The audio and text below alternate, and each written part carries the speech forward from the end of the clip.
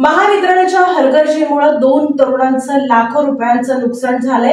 त्यामुळे या महावितरणच्या विभागानं ही भरपाई करून द्यावी अशी महत्त्वपूर्ण मागणी करण्यात येते।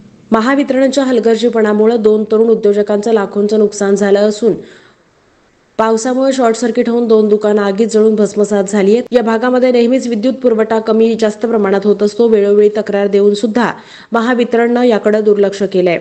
पावसामुळे दुकानासमोर रस्त्याला तलावाचं स्वरूप झालं। या रस्त्यावरील पाण्यामध्ये विजेचा करंट उतरला। अग्निशामक दल येऊन सुद्धा कोणताही उपयोग झाला नाही, कारण करंट उतरल्यानं अग्निशामक दलाच्या जवानांनाही आग विझवण्यामध्ये अपयश आलं। वीज पुरवठा चालू असल्यानं पाण्याचा मारा शक्य नसल्याचं अग्निशामक दलाच्या जवानांनी सांगितलं। रात्री 2 वाजता लागलेल्या या आगीमध्ये कमीत कमी 35 ते 40 लाखांचं नुकसान झालं।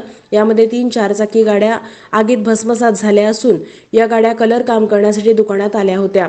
2 अर्टिगा, 1 डिझायर अशा गाड्या असल्याचं या व्यावसायिकानं सांगितलं।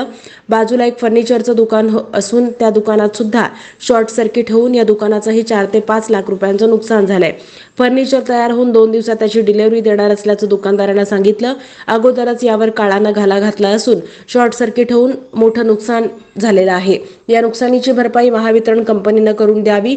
जिल्हाधिकाऱ्यांनी सुद्धा झालेल्या घटनेचा पंचनामा करून योग्य ती कार्यवाही आणि नुकसान भरपाई द्यावी असं व्यापाऱ्यांनी सांगितलंय।